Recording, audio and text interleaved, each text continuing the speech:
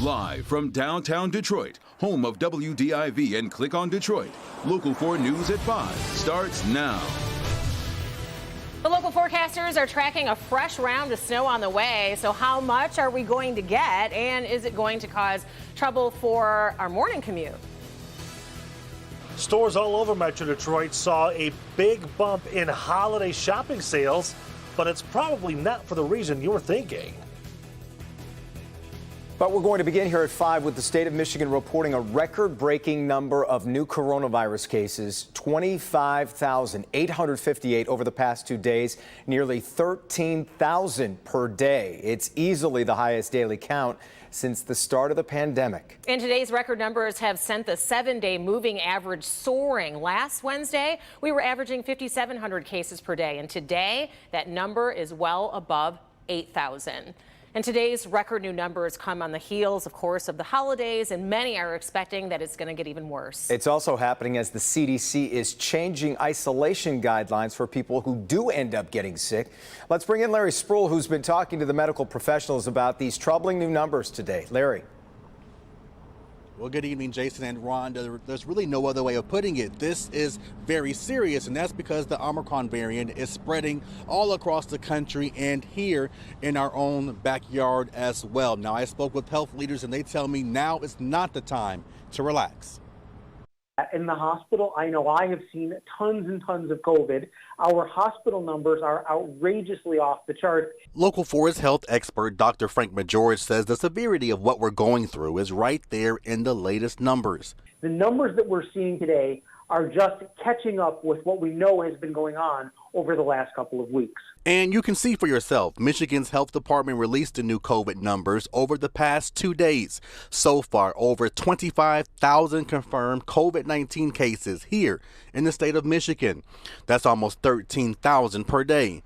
And to give you a bigger perspective of what's really going on, last Wednesday there was an average of 5,700 cases per day. A week later, that number is over 8,000. And Dr. Frank Majorich says the reality is those numbers can and probably will go up. The numbers that we're seeing today are just the beginning. I expect that over the next couple of weeks, we are probably going to see a significant increase in cases in Michigan.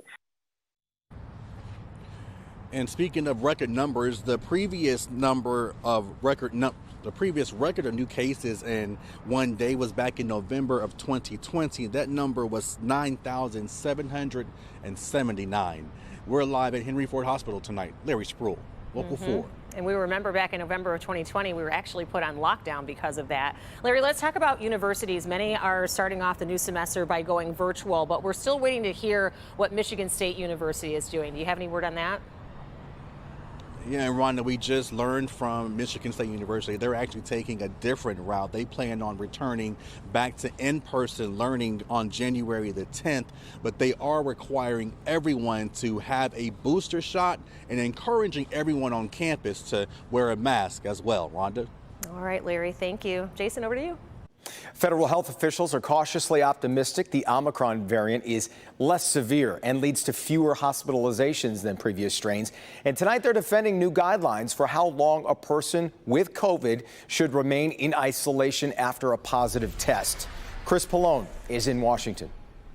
The head of the CDC says new COVID infections shot up 60% in the past week alone, but hospitalizations were just up marginally, 14%. And the average number of daily deaths from COVID-19 actually dropped 7%.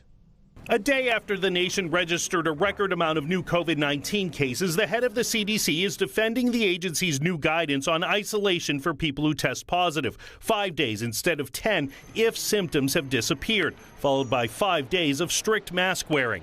By the time 5 days of isolation has occurred, you probably have about 85 to 90% of all of your transmission potential behind you while you've been in isolation. The decision has drawn criticism from labor unions. You should not be forced to come back to work sick and before you're fully better. And top disease experts. I wish the CDC had also added in getting a negative test before ending isolation. But Walensky argues PCR COVID tests can register as positive up to 3 months after infection, and at-home tests are not as accurate.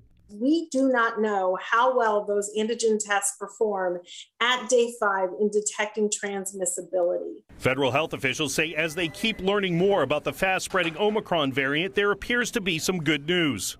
All indications point to a lesser severity of Omicron versus Delta. The data show getting a booster shot clearly provides the best protection. The risk of severe disease from any circulating variant, including Omicron, is much, much higher for the unvaccinated. The government has set up new test sites and sent 2,100 federal workers to more than half the states, along with supplies like ambulances, ventilators, masks, gowns, and face shields. Thousands of National Guard and active duty military members are helping staff hospitals and testing centers across the country. So the question on many people's minds, is it safe to gather to ring in the new year? Dr. Anthony Fauci says in small groups where everyone is vaccinated and hopefully boosted, the answer is probably yes, but in larger groups where not everyone's vaccination status is known, it's probably best to stay away. In Washington, Chris Pallone, Local 4. Boy, all over again. Here we go. Also, this, when it comes to testing, the CDC says some rapid tests might miss an Omicron infection, giving you a false negative. Much more on that tonight on Nightly News at 6:30, right after Local 4 News at 6. Well, for the third day in a row, we're looking at possible snow coming in tonight. I'll tell you, it was really beautiful falling last night. If you don't have to go and drive it was the worst to drive in. Right. I saw a delivery truck get stuck. And Paul, it sounds like we have more headed our way. Yeah, I was going to say, beauty lies in the eyes of the beholder. If you're sitting inside at home with a cup of hot chocolate or coffee looking out the window, oh, it's beautiful. But if you're sitting behind the wheel, no. Anyhow, here comes storm number 3 this week, but I know you're looking at this, you're saying, Paul, that looks like a lot of snow. Well, there's ways to look and see what we're actually seeing. And let's look at visibilities. Look at this. Visibilities are 10 miles all across what I was here. Let me back it up and show you again. Here, there you see the snow. And now look at the visibilities. 10 miles. That means either there's no snow reaching the ground or it's barely snow flurries. So it is going to get a little more organized as it comes to the northeast tonight, but we're not looking for anything more than just barely a dusting tonight. So I think at the top end, we might see a few tenths of an inch to a half inch in maybe a few spots. Most of us, not too much at all. But through the evening hours, we're dry, okay? And temperatures are going to stay above freezing, but they do drop down to about 30 degrees by tomorrow morning. So watch out for perhaps some icy patches on untreated surfaces first thing tomorrow morning. Be back in a few minutes to talk about the weekend storm, guys. All right, Paul. Tonight, we're learning new information into a double shooting that left one person dead in Lincoln Park. Yeah, it happened a little before 9 o'clock last night along Southfield Road near the intersection of Applewood Street. Megan Woods joins us now live tonight. And Megan, police are saying that this was not a random act.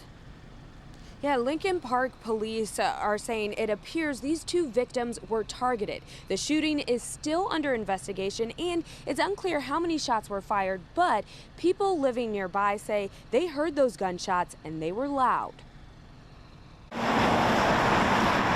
Over the sound of traffic on Southfield Road, Joe Galvin could still hear the gunshots. You heard like 7 or 8 pop, pop, pop, pop. The shots sounded so close, he took cover right away. You know, it's scary, it's terrifying. We didn't know bullets were going to come through our window or not. Police say it happened right in front of this smoke shop at Southfield Road and Applewood Avenue. And now one person is dead, another is in serious condition. Police say the suspected shooter fired a weapon at the victim's car outside of the store, then fled the scene heading towards Ecorse.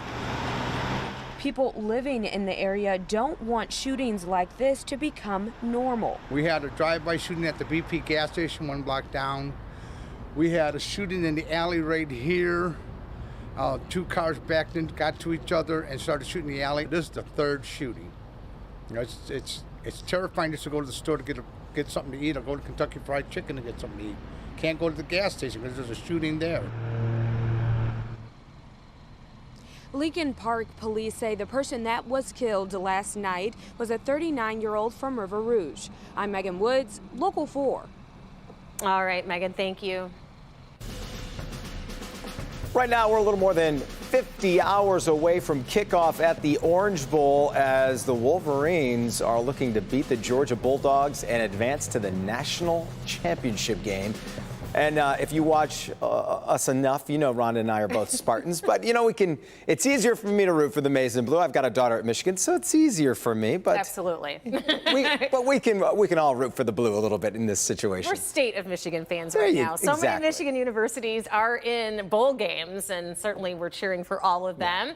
And Michigan had a chance to meet with the media down in Miami. Jamie Edmonds is here with what they had to say. Hey, Jamie. Hey, yeah, it was supposed to be media day for players and journalists alike, but things changed a little bit. It wasn't the traditional sense, but the College Football Playoff Management Committee decided to make this change completely virtual in the name of student-athlete safety. You've seen a bunch of bowl games canceled, and obviously they want to make sure these playoff games happen.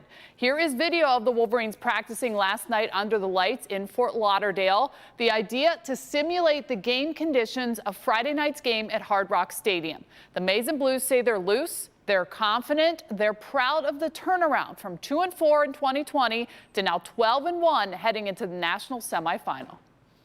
The way that we worked when we didn't win a single game, that's when I knew this team was special. And yeah, I mean, you know, now we're sitting here, Big Ten championships, Big Ten champions competing for a natty. So. Man, this team has really come so far. Don't get no better than this at all. Who has it better than them, right? What sparked this culture change? Cade McNamara was asked that question this morning. He said it was the leadership on the team. They knew they had to make changes, and they had to do it together. Coming up in sports, more from the Wolverines and the Dogs.